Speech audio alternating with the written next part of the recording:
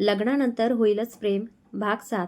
सानवी म्हणाली, आरव मार खायचा आहे का माझा? आरव म्हणाला, तू मारणार मला? सानवी म्हणाली, हो मग मी काय घाबरते का तुम्हाला? मारीन मी. आरव म्हणाला, चल मार बघू. हा बघ इथेच आहे मी. आरव हाताची घडी घालत तिच्या जवळ जात मिसकील हसत बोलतो. त्याची ती कातील नजर बघून सानवी लाजतच खाली बघून बोलते, आरव मस्ती नको ना, नंतर मारते. जा आधी माहीला आवाज द्या. आरव म्हणाला, का काय झालं? काय हवंय का? मी आहे ना इथे. सानवी जरा वैतागून तो बोलतो. सानवी म्हणाली, नको तुम्ही बोलवा माईला. आरव म्हणाला, मी नेतो व्यवस्थित तुला गाडीपर्यंत.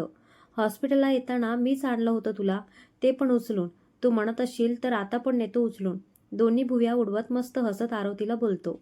सानवी गोड लाजते आणि ती डोळे मिटून असते. आरव छातीवर हात ठेवत मनात बोलतो, यार नको ना लाजू. विकेटच पडते ग माझी तुझं गोड लाजणं बघून. आणि पटकन सावरून उभा राहतो. तशी सानवी ही सावरून म्हणते, झाली तुमची मस्ती करून की अजून काही बाकी आहे? किती बोलता हो आरव तुम्ही? आता जा आधी माईला बोलवा. आरव थोडा चिडून म्हणतो, सानवी मी आहे ना इथे, काय हवं ते मला बोल, कळलं? तशी सानवी ही त्याच्याच टोनमध्ये चिडून बोलते, मला वॉशरूमला जायचंय, कळलं? तसा आरव ओशाळतो आणि हसतो. हळूच सानवीला म्हणतो, ओके सॉरी, आणि जायला निघतो. तशी सानवी ही त्याची मजा घ्यायचं ठरवते. ऐकायचं असतं का कधी तुम्हाला माझं? नाही, तुम्हाला स्वतःच खरं करायचं असतं ना. आता कशाला एवढं लाजताय? चला आहात ना तुम्ही. तसा आरव मागे केसांवर हात फिरवत हसतच मागे फिरतो आणि तिच्या परत जवळ जात बोलतो, बघ हा येऊ शकतो मी. चॅलेंज करू नको या आरव मोहितेला. तशी सानवी त्याला फटका मारते आणि म्हणते, किती हा आगाऊपणा. तुमची झाली असतील सगळी नाटक करून, तर जा आधी माहीला बोलवा, नाहीतर मी एकटीच जाईन हा वॉशरूममध्ये. तसा आरव सानवीच्या डोक्यात एक टपली मारून हसतच बाहेर निघून जातो आणि माहीला हात पाठवतो.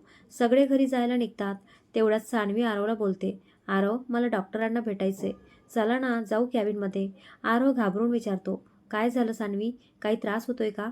सानवी म्हणाली, हो होतोय त्रास, पण मी डायरेक्ट डॉक्टरांना सांगणार आहे, तुम्हाला नाही. चला शांतपणे, काहीच विचारू नका. आरवला उगाच वॉशरूमसारखं काहीतरी सीन व्हायला नको. कदाचित तिला पर्सनल काही त्रास असेल असा विचार करून तो शांतपणे तिला घेऊन जातो. डॉक्टर सानवीला पाहून म्हणतात, अरे सानवी तुझा डिस्चार्ज झाला होता ना, काय झालं, काही त्रास होतोय का? आरव ही काळजीने तिथेच उभा राहतो. सानवी म्हणाली, होतोय त्रास डॉक्टर काका, पण मला नाही, माझ्यासोबत हे साहेब आहेत ना, त्यांना होतोय. ते बघा त्यांच्या डोक्याला लागलंय तरी ऐकत नाहीत. प्लीज जरा चेक करा ना. तसा आरव डोक्यावरच हात मारतो. डॉक्टर आय एम फाईन, एवढं काही नाही झालंय, प्लीज. सानवी म्हणाली, डॉक्टर काका तुम्ही करा चेक. आणि आरवकडे बघून रागातच एक लूक देत बोलते, मी काय ते डॉक्टरांना सांगितलंय आरव, तेव्हा एकदम चूप बसायचं, कळलं? अगदी त्याच्या टोनमध्ये ती बोलते. बिचारा आरव काय करणार, खाली मान घालून गप्प बसतो. त्याला तिचं असं अधिकार गाजवणं खूप आवडत असतं. आरव मनातच बोलतो, किती काळजी करशील, एकच हृदय आहे ग माझं सानवी, किती वेळा जिंकशील, आय जस्ट लव्ह यू यार. डॉक्टर त्याला चेक करता करता हळू आवाजात बोलतात, असंच असतं रे बाबा, बाहेर कितीही कडक ॲटिट्यूड दाखवला ना, तरी घरच्या देवीसमोर मात्र मान अशीच खाली घालावी लागते. आणि दोघेही असतात. डॉक्टर सिस्टरला ड्रेसिंग करायला सांगतात. सिस्टर येते आणि ड्रेसिंग करताना आरवकडे भान हरपून बघत असते. ते पाहून सानवीचा पारच चढतो. ती आरवला चिडूनच म्हणते, निघायचं का? तशी ती सिस्टर आरवला म्हणते, काळजी घ्या हां प्लीज, खूप प्रेमाने मी सांगते. आरव ही सानवीची मजा घ्यायची म्हणूनच प्रेमानेच म्हणतो, हो नक्की, थँक्यू व्हेरी मच एवढ्या काळजीने सांगितल्याबद्दल. तशी सानवी अजूनच चिडते.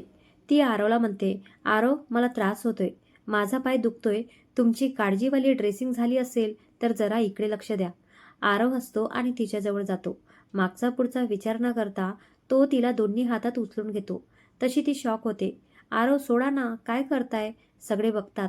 आरव म्हणतो, पाय दुखतोय ना, मग सेवा करतोय एका जडकुटीची. सानवी म्हणाली, काही ह्या, मी कशाला जडू? काही पण, असं बोलून ती आजूबाजूला बघत असते. तसा आरव एक स्माईल करतो आणि तिला बाहेर घेऊन येऊ लागतो. सगळे त्यांच्याकडे कौतुकानेच बघत असतात. त्यात ती सिस्टरही असते. तिचा पडलेला चेहरा बघून सानवीला खूप मज्जा वाटते. तिच्याकडे बघत सानवीने काहीतरी जिंकल्याचा आविर्भावात तिला खुन्नस दिली.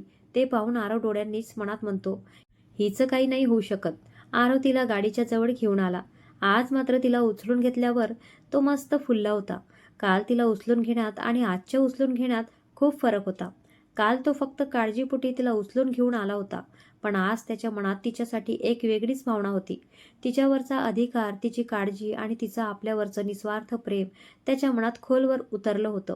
सान्वी मात्र अजूनही त्याच्या मिठीतच होती. ती हळूच त्याच्याकडे बघत म्हणते, "आरव, आता तरी सोडा. तुमचा हात दुखेल म्हणून तरी सोडा ना."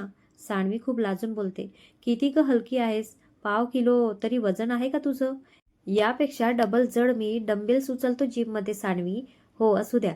सगळे बघताय आरव. सोडा ना प्लीज. आणि त्या माहीला पण मला चिडवायला चान्स मिळेल." तसा आरव हसत विचारतो, "हो खरंच, काय चिडवते तुला ती?" तशी ती लाजतच बोलते, "काही नाही. प्लीज, पाया पडते तुमच्या. सोडा मला." आरव तिला गाडीजवळ घेऊन येतो, हळूच गाडीत बसवतो आणि स्वतः ड्राईव्ह करायला बसतो. त्याच्या शेजारी समीर आणि मागे सान्वी आणि माही बसतात. खरं तर सान्वीला सतत पाहता यावं म्हणूनच आरवने तिला मागे बसवलं होतं आणि स्वतः ड्राईव्ह करण्याचा हट्ट केला होता. गाडीत बसताच आरव म्युझिक प्लेअर ऑन करतो आणि त्यात इंग्लिश गाणी लावतो. सान्वी लगेच समीरला म्हणते, "समीर दादा, FM ऑन कर यार. या फॉरेनरला सांग तुझी ही बोरिंग गाणी बंद करायला." समीर हसतच FM ऑन करतो. गाणं सुरू होताच आरव समोरच्या आरशातून चमकून सान्वीकडे एक लूक देतो. सान्वीची नजरही त्याच्याच नजरेला भिडते आणि ती लगेच लाजून डोळे बंद करते. तिची ती प्रतिक्रिया पाहून आरवच्या ओठांवर मिश्किल हसू उमटतं. तो पुन्हा रस्त्याकडे लक्ष देतो, पण आता मात्र गाणं मनापासून ऐकू लागतो. कधी हिंदी गाणं न ऐकणारा आरव आज ते पूर्ण गाणं एन्जॉय करत होता. कदाचित त्या गाण्याच्या प्रत्येक ओळीतून दोघांच्या भावना एकमेकांपर्यंत पोहोचत होत्या. मध्येच आरव आरशातून सान्वीकडे पाहत होता आणि सान्वी ही चोरून त्याच्याकडे पाहत होती. समीर आणि माही मात्र मागे बसून त्या दोघांचा हा लपून छपून चाललेला रोमॅन्टिक खेळ पाहत मस्त मजा घेत होता. गाण्याच्या त्या रोमॅन्टिक ओळी आणि आरवचं अधूनमधून आरशातून तिच्याकडे पाहणं यामुळे सान्वी पूर्ण अवघडून गेली होती. शेवटी खूप हिंमत करून ती रागाने डोळे मोठे करत आरवला डोळ्यांनीच दम देते. आरव मात्र मिश्किलपणे तिच्याकडे बघतो. सान्वी पुन्हा लाजते. आरव हसतच गाडी एका ठिकाणी थांबवतो. समीर लगेच विचारतो, "काय रे, काय झालं? गाडी का थांबवलीस?" आरव समोर असलेल्या पाणीपुरीच्या गाडीकडे बोट दाखवतो. समीर लगेच नकारार्थी मान हलवतो. तसा आरव हसत म्हणतो, "तुझं बरं आहे. तू नाही बोललास तर ऐकेल तुझं. पण आमचं नाही ना तसं. फुगा बघ कसा फुगलाय मगापासून माझ्यावर." सान्वी ते ऐकून हसते आणि खुश होऊन म्हणते, "आई शपथ आरव, खरंच मी पाणीपुरी खाणार आता." आरव कडक शब्दात म्हणतो, "हो, पण एकच प्लेट." सान्वी लगेच म्हणते, "आहो आरव, एक प्लेटने माझं पोट पण भरत नाही आणि मन पण भरत नाही. बघा, 2 प्लेटने पोट भरतं पण मन भरत नाही. 3 प्लेटने कुठे जरा मी नॉर्मल होते." आरव तिच्याकडे वळत रागातच म्हणतो, "किती बोलतेस ग? खायची तर 1 प्लेट खा, नाहीतर काहीच मिळणार नाही. चल घरी." सान्वी लगेच हात जोडत म्हणते, "नको नको, 1 प्लेट चालेल. Something is better than nothing." तेवढ्यात आरव माहीकडे बघत म्हणतो, "तुझं काय माही?" सान्वी लगेच माहीकडे रागाने बघते. माही हसत म्हणते, "मी पण 1 प्लेट. सान्वीपेक्षा जास्त खाल्ली तर ही जगदंबा पाणीपुरी सोडून मला खाईल." हे ऐकता सान्वी सोडून सगळेच हसायला लागतात. पण समीर पुन्हा आरवकडे काळजीने बघत म्हणतो, "आरव, तिची जखम अजून ओली आहे. तिला अक्कल नाही. तुला तर आहे ना?" तसा आरव शांतपणे म्हणतो, "डोंट वरी बहिणीच्या भाऊराया, मी आलोय डॉक्टरांसोबत बोलून. औषध चालू आहेत, थोडंफार खाऊच शकते." समीर हसत मान हलवतो. सान्वी मात्र खूप खुश होते. ती लगेच विचारते, "ओ हो, म्हणून तुम्ही परत डॉक्टरांना भेटायला गेले होते का?" आरव फक्त डोळ्यांनीच होकार देतो. ते पाहून सान्वीच्या चेहऱ्यावर प्रेमळ हसू येतं आणि अनावधानाने तिच्या तोंडून पटकन निघतं, "ओ आरव, आय लव्ह यू." पण पुढचं वाक्य लक्षात येताच ती पटकन जीभ चावून गप्प बसते. आरव सहित सगळेच एकदम जोरात हा हा हा हा असं शॉक होऊन बनतात. सान्वी लगेच बोल बच्चन करत म्हणते, "म्हणजे आय लव्ह यू पाणीपुरी." असं बोलून ती सुटकेचा मोठा श्वास घेते. माही कपाळावर हात मारत म्हणते, "तुझं काही नाही होऊ शकत." आरव मात्र हसतच पाणीपुरी आणायला जातो. पण तिचं ते आय लव्ह यू त्याच्या मनात पुन्हा पुन्हा घुमत होतं आणि प्रत्येक वेळी त्याच्या पोटात आनंदाने गोडगोळा येत होता. थोड्याच वेळात आरव पाणीपुरी घेऊन येतो. सान्वी आणि माही दोघेही मस्तपैकी पाणीपुरी खायला लागतात. सान्वीला एवढ्या आनंदाने खाताना पाहून आरवच्या चेहऱ्यावर समाधान पसरतं.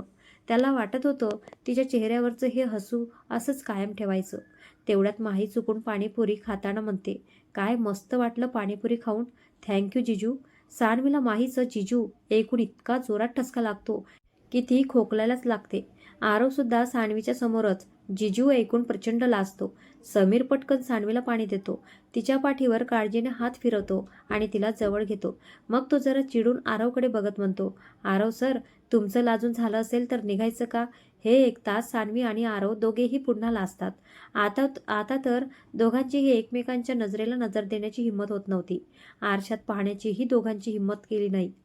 कसेबसे सगळे घरी पोचतात. गाडी थांबताच सानवी असा मोठा सुस्कारा सोडते. आरव अजूनही लाजतच होता. माहीने डायरेक्ट जिजू म्हटलेलं त्याला मनापासून भावलं होतं आणि तो आतून भलताच खुश होता. सानवी माहीकडे बघत म्हणते, माझ्यावर अटॅक करून झाला असेल तर जरा मला घरात जायला मदत करा. तिचं बोलणं ऐकून सगळेच हसतात. तेवढ्यात तिचे बाबा गाडीजवळ येतात. त्यांना पाहताच सानवी लगेच म्हणते, काही नका हात लावू मला, मी चिडले. तिचे बाबा तिच्याकडे आश्चर्याने बघतात. तर आरव, समीर आणि माही एकमेकांकडे बघून हसू दाबण्याचा प्रयत्न करतात. तुमच्यावर मला न्यायला पण आले नाही ना? तसे बाबा म्हणतात, अरे सानवी, आजोबांची तब्येत बिघडली होती म्हणून नाही आलो मी. सानवी म्हणाली, काय झालं आजोबांना? मला कसं कोण काही बोललं नाही. बाबा म्हणाले, आजोबा बरे आहेत, तू चल सावकाश घरात. सानवी म्हणाली, नाही, मला आधी आजोबांच्या रूममध्ये न्या. बाबा म्हणाले, सानवी, अगं बरे आहेत आजोबा. सानवी म्हणाली, बाबा, मी तुम्हाला चला म्हटलंय. सानवी धमकी देतच बोलते. तसं बाबा, ठीक आहे चल असं म्हणतात. समीर आणि बाबा सानवीला पकडून घरात नेतात. तर आरव गाडी पार्क करायला जातो. सानवीचं बाबांवर रुसणं आणि त्याच वेळी आजोबांची काळजी करणं आरवला खूप आवडत होतं. तिच्या त्या निरागस स्वभावाकडे बघून त्याच्या चेहऱ्यावर नकळत हसू येतं. तेवढ्यात माहीने म्हटलेलं जिजू त्याला परत आठवतं आणि तो पुन्हा लाजतो. काय मुलगी आहे ही, असं स्वतःशीच पुटपुटत तो गाडी पार्क करतो. सगळे घरात येतात. सानवी आजोबांना भेटून तिच्या रूममध्ये आराम करत असते. आजोबांना व्यवस्थित पाहिल्यावरच तिच्या मनाला थोडा दिलासा मिळालेला असतो. इकडे आरव आणि समीर फ्रेश होऊन नाश्ता करत असतात. तसंच सानवीची आई तिथे येते आणि दोघांचेही आभार मानते.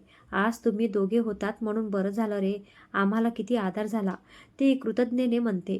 तसं आरव लगेच म्हणतो, मामी, काहीही काय, आम्ही कोणी नाही का तुमचे? समीरही हसत म्हणतो, हो ना मामी, एवढे आभार मानायची काही गरज नाही. असं बोलत त्यांना आभाराचा कार्यक्रम सुरू असतो. तेवढ्यात सानवीचे बाबा येतात आणि बोलतात, आरव आणि समीर, तुम्ही दोघेही रात्रभर जागे होता, आता जाऊन आराम करा. मी ऑफिसला जातोय, संध्याकाळी येईल. नंतर मला तुमच्या दोघांशीही जरा महत्त्वाचं बोलायचंय. तसं दोघेही एकमेकांकडे बघतात आणि थोडे काळजीत पडतात. त्यांना तसं बघून बाबा हसत म्हणतात, एवढं पण टेन्शन घेऊ नका, मी काय खाणार नाहीये तुम्हाला, आराम करा नीट. बाबा निघून जातात.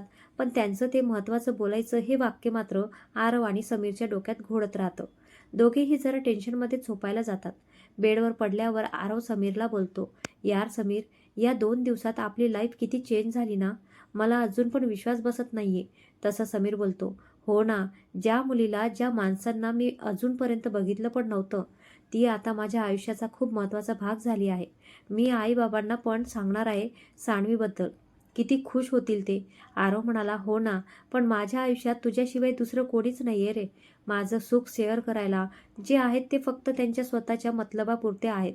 मी सानवीचा फोटो बघायच्या आधी कधी खुश होतो किंवा कधी मनापासून हसलोय हे आठवत पण नाहीये मला. पण ते आयुष्यात आल्यापासून किती हसलोय मी आणि महत्त्वाचं म्हणजे मनापासून खुश आहे मी. मी एखाद्या गोष्टीची अपेक्षा केली आणि ती मला लगेच मिळाली, असं कधीच झालं नाही आयुष्यात. पण मी सानवीच्या प्रेमाची अपेक्षा केली. उलट वाटलं होतं की मला पण इतर मुलांसारखं तिच्या मागे मागे फिरायला लागेल बहुतेक. पण तिच्यासाठी मला काहीच एफर्ट्स घ्यावे लागले नाहीत. आयुष्यात पहिल्यांदा कुठली तरी गोष्ट मला विदाऊट स्ट्रगल मिळाली आहे. खरंच या 2 दिवसात मी पूर्ण आयुष्यच जगून घेतलंय. किती आणि काय बोलू सानवीबद्दल यार, किती काळजी घेते ती माझी. मला तिच्या मनात प्रेम निर्माण करायचा पण त्रास करून दिला नाही तिने. नाहीतर आधी एक दिवस तिच्या वागण्यावरून वाटत होतं की ही काय आपल्याकडे घास टाकणार नाही. तुला माहीत आहे, डॉक्टरांकडे पण धमकी देऊन ड्रेसिंग करायला लावलं मला वेळी. I love here very much यार. समीर म्हणतो, but Sanvi loves panipuri only. तसं दोघांनाही पाणीपुरीच्या वेळेस झालेला आय लव्हचा गोंधळ आठवतो आणि दोघेही हसू लागतात. आरव म्हणाला, हो यार खरंच, आणि त्यात त्या माहीने पण जिजूचा गोंधळ करून ठेवलाय. तेव्हापासून सानवीला फेस करायला पण जमत नाहीये मला. तसं दोघेही पुन्हा हसतात आणि झोपायला जातात. तेवढ्यात सानवीची आई येते. अरे सॉरी रे, तुम्ही दोघे झोपले नाहीत ना? मी जरा डिस्टर्ब करते तुम्हाला. तसं समीर बोलतो. काय मामी, मुलगा बोलते आणि सॉरी पण बोलते. सानवीला बोलशील का सॉरी? ती झोपली असली तर?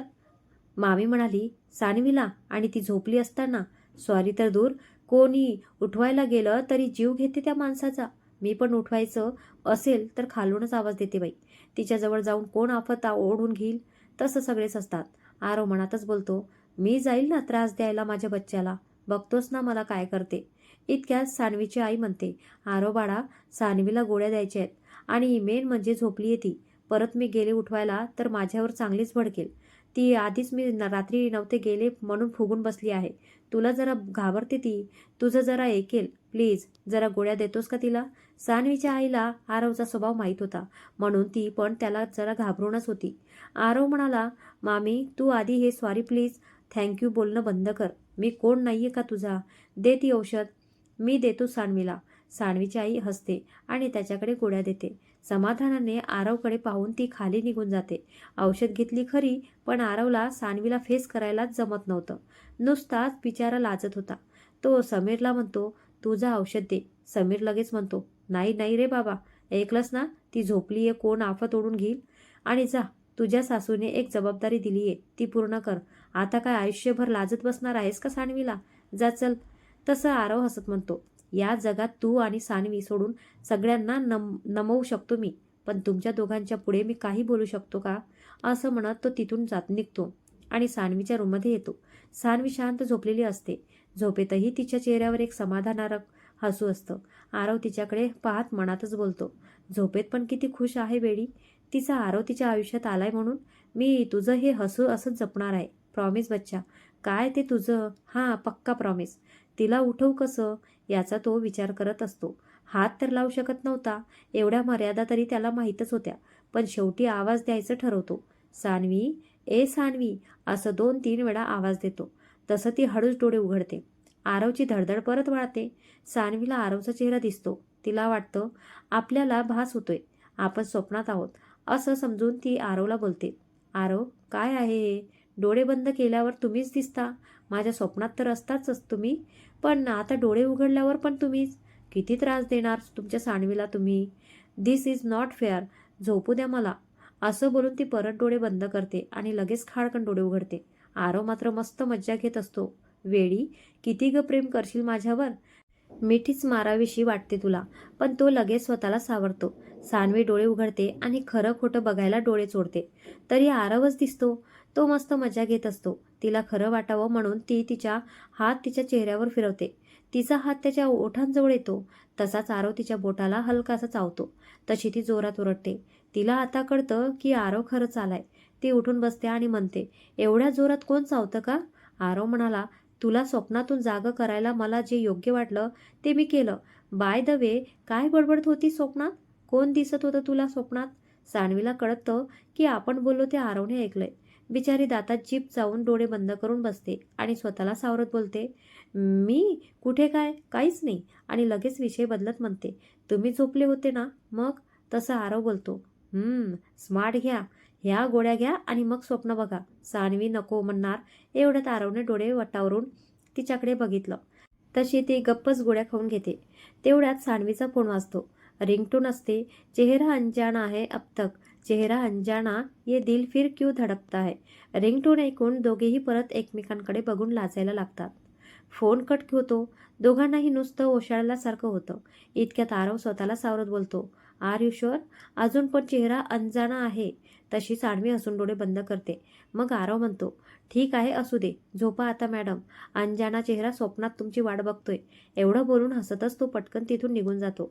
सानवी ही लाजते आणि हसतच आरवचा विचार करत झोपून जाते. संध्याकाळी आरव झोपून उठतो आणि गॅलरीत त्याच्या लॅपटॉपवर काम करत बसलेला असतो. तेवढ्यात माही येते. तिला बघून तो परत लाजतो. माही त्याला बघून स्माईल देते आणि म्हणते, सॉरी. आरव म्हणतो, सॉरी कशासाठी? तसं माही म्हणते, ॲक्च्युली मी चुकून सकाळी जिजू बोलले. आरव म्हणाला, चुकून? माही म्हणाली, हो चुकून. आरव म्हणाला, ओके नो प्रॉब्लेम. जिजू तुम्ही चुकून बोलल्या असाल, पण मग सानवीला बेशुद्ध असताना माझ्याबद्दल काय सांगत होतात? तुझा आरव तुझा जीव तुला आज भेटला, समथिंग लाईक दॅट्स. आणि ते आरव पुराण, तो काय सीन आहे? तुम्हीच तेव्हा मला म्हणालात ना नंतर कळेल म्हणून. तसं माही बावरते आणि म्हणते, काय म्हणायचं काय तुम्हाला? काय प्रॉब्लेम आहे तुमचा? तसं आरव म्हणतो, सांगतो ना. एक छोटासा पोज घेत तो माहीकडे पाहतो. तर मला म्हणायचं आहे की जे आरव पुराण तुम्ही गार्डनमध्ये 50 वेळा ऐकलं ना, तेच आरव पुराण जेव्हा सान्वी 50व्यांदा तुम्हाला हॉस्पिटलमध्ये सांगत होती तेव्हा मी ऐकलंय पूर्ण. तसं माही शॉक होऊन त्याच्याकडे बघते. तिच्या चेहऱ्यावर हे कधी ऐकलं याने असे भाव स्पष्ट दिसत असतात. आरव मात्र हसतच म्हणतो, आणि माझा प्रॉब्लेम आता असा आहे की तुम्ही जे चुकून मला जिजू म्हणालात ना, ते तुम्ही कंटिन्यू करावं अशी माझी मनापासून इच्छा आहे. असं म्हणत आरव मस्त हसतो. माही काही क्षण त्याच्याकडे बघत राहते आणि मग रिलॅक्स होत हसते. पण मी जिजू बोलणार आहे तुला. ते आहो वगैरे सानवीलाच करू द्या, ती मिश्किलपणे म्हणते. आरव लगेच हसत म्हणतो, ओके नो प्रॉब्लेम सालीसाहेबा. दोघेही हसतात. पण पुढच्या क्षणी माहीच्या चेहऱ्यावर अचानक गंभीर भाव येतात. आरव तिच्याकडे भुवई उडवत म्हणतो, एनी प्रॉब्लेम? तो विचारतो. माही थोडी पुढे येत आणि म्हणते, yes yes I have a problem. सान्वीचा पास्ट तर तुला कळाला, पण तुझं काय? आय मीन तू पण सान्वीला कधी पाहिलं नव्हतंस, मग आता अचानक का प्रेम आले तिच्यावर? 2 दिवसांची तुमची नाटक आणि सकाळपासून चालू असलेली तुमची फ्लर्टिंग बघते मी. पण फक्त सान्वी खुश आहे म्हणून तिला काही बोलले नाही. आणि तू तू तर वेल एज्युकेटेड आणि वेल सेटल आहेस. सान्वीपेक्षा चांगली मुलगी भेटू शकते तुला. सान्वीपेक्षा एजने पण खूप मोठा आहेस तू. तुझ्या लाईफमध्ये कोणीतरी असू पण शकतं ना. एवढी वर्ष थोडीच असं कोण सिंगल राहतं. हे बघ मिस्टर आरव, तू सान्वीला असं फसवू शकत नाहीस आणि मी तिच्या बाबतीत काहीच वाईट होऊ देणार नाही. सान्वीने हा विचार कधीच केला नाही आणि करणारही नाही, कारण तिच्या आरवच्या पुढे तिची बुद्धी काहीच काम करत नाही. पण माझी बुद्धी शाबूत आहे, समजलं? आता खरं सांग, काय चाललंय तुझ्या डोक्यात? माहीचं बोलणं संपतात आरव काही क्षण शांत राहतो. मग भुव्या उंचावत हलकसा असतो. स्मार्ट गर्ल मिस माही, पॉईंट आहे तुझ्या बोलण्यात. I am impressed and happy also. खरंच सान्वीला एवढा तिचा विचार करणारी फ्रेंड्स आहे, हे छान आहे. गुड. बट ट्रस्ट मी, माझ्या आयुष्यात सान्वीशिवाय कोणीच नाही आणि आधीही कोणीच नव्हतं. आणि सान्वीशिवाय दुसरं कोण माझ्यासाठी चांगलं असू शकतं याची मी कल्पनाही करू शकत नाही. I am damn sure about that. असं म्हणत आरव काही क्षण थांबतो. Wait let me explain. असं म्हणत तो आपल्या खिशातून काही कार्ड्स काढतो आणि माहीच्या हातात देतो. This is my office card. Address आहे त्यावर. This is my residential address. This is my college address. Phone number पण आहेत. माझ्या नकळत तुम्ही माझी कुठेही कधीही कसलीही चौकशी कुणाकडेही करू शकता. झालंच तर माझं गाव पण इथून 1 हॉर्स डिस्टन्सवर आहे. You can check there also. I am damn sure की तुम्हाला एकही निगेटिव्ह कमेंट्स कुठेच माझ्याबद्दल मिळणार नाही.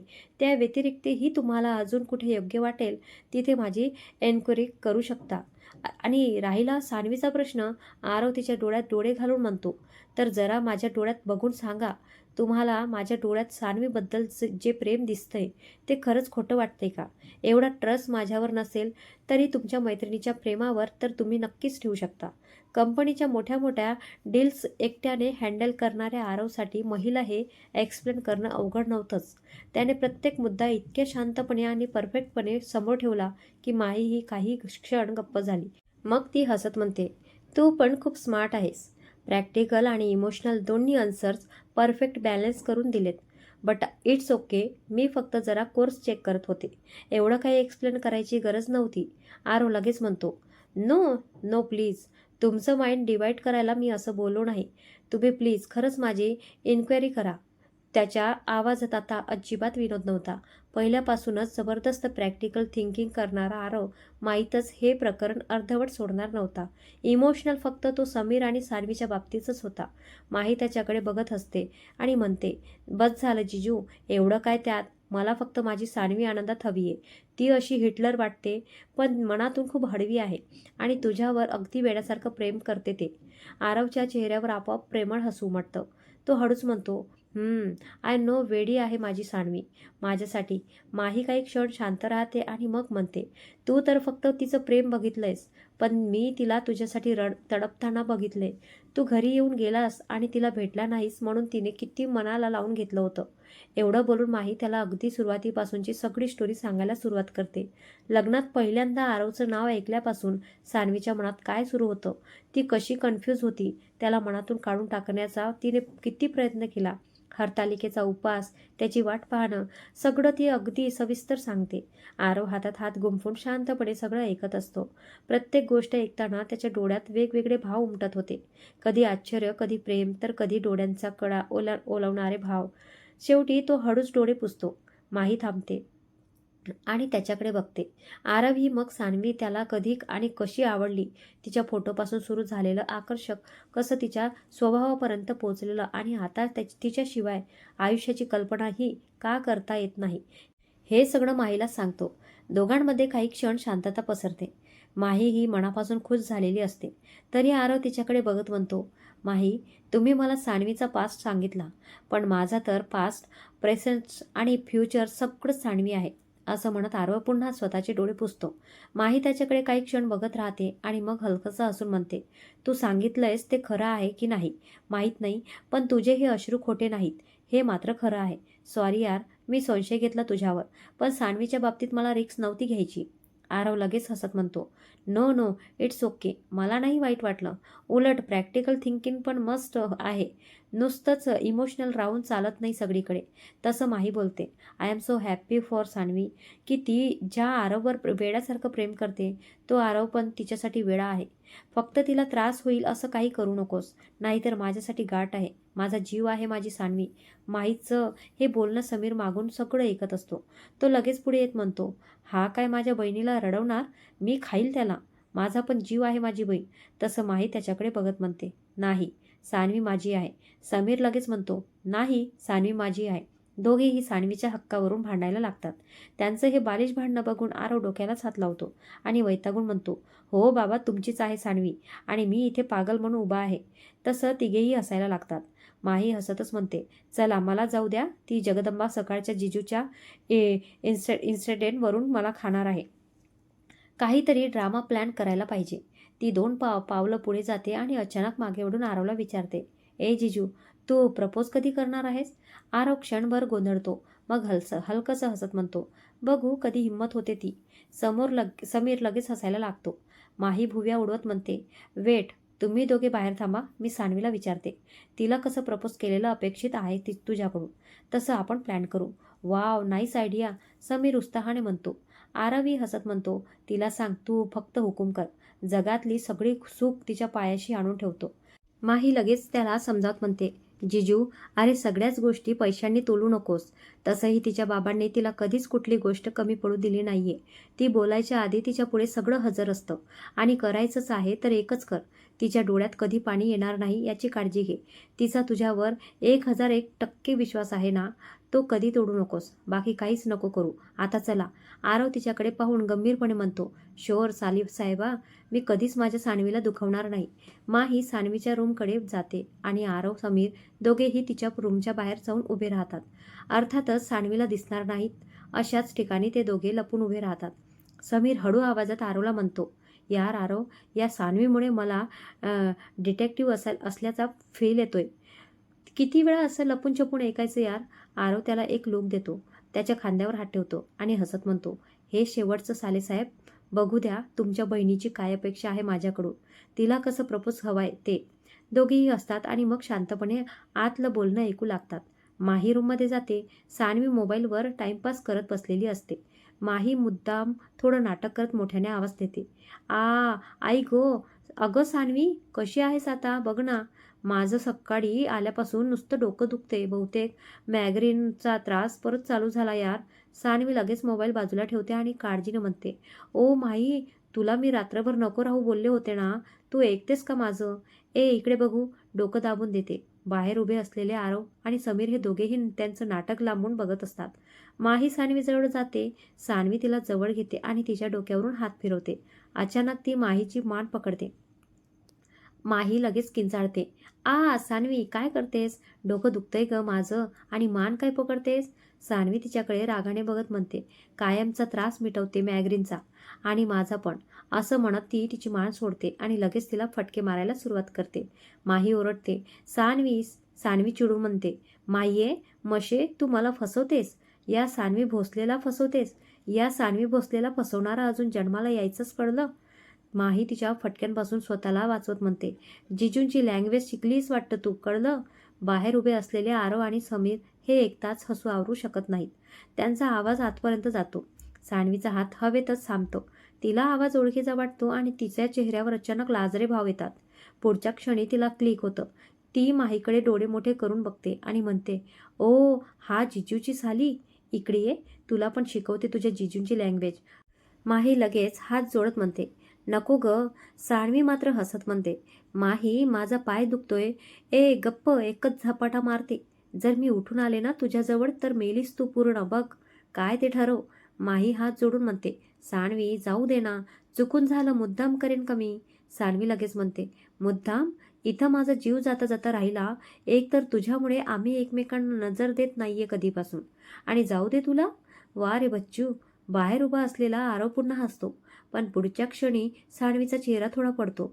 ती नकळत म्हणते, एक तर दुपारपासून दिसले पण नाहीत आरव मला. औषध कशीबशी घेतली मी त्यांच्याकडून. आता पण उठले असतील झोपून, पण आले नाहीत. नाहीतर हॉस्पिटलला किती बहाणे करायचे माझ्याकडे यायचे. सान्वीच्या आवाजातला तो हळवा सूर ऐकून बाहेर उभ्या आरवच्या चेहऱ्यावरचं हसू क्षणात गायब होतं. त्याच्या डोळ्यात काळजी आणि प्रेम दाटून येतं.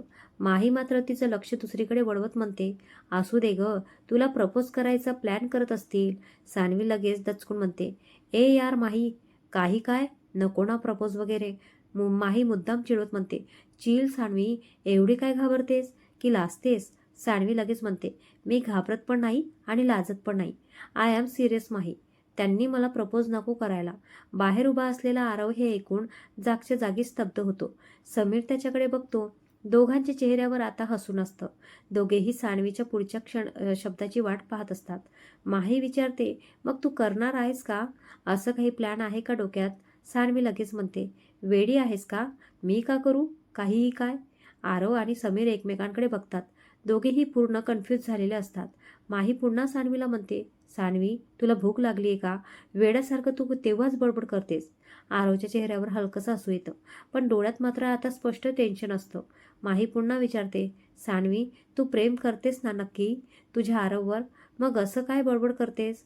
सान्वी तिच्याकडे आश्चर्याने बघते आणि म्हणते, प्रेम करतेस ना म्हणजे काय, पागल माई? सान्वीच्या या उत्तरामागे नेमकं काय दडलंय? आरवला प्रपोज करायला सान्वी एवढा विरोध का करते? पुढच्या भागात सान्वीचं खरं मन समोर येणार का? हे जाणून घेण्यासाठी पुढचा भाग नक्की पहा. तुम्हाला आरव आणि सान्वीची ही प्रेम कहाणी आवडत असेल तर व्हिडिओला एक लाईक करा आणि चॅनलला सबस्क्राईब करून ठेवा. तुमचा एक लाईक आणि सबस्क्राईब मला पुढची कथा आणखी सुंदर लिहिण्यासाठी खूप प्रेरणा देतो. पुढच्या भागात काय होणार, कमेंट्समध्ये तुमचा अंदाज नक्की सांगा. भेटूया पुढील भागात. धन्यवाद.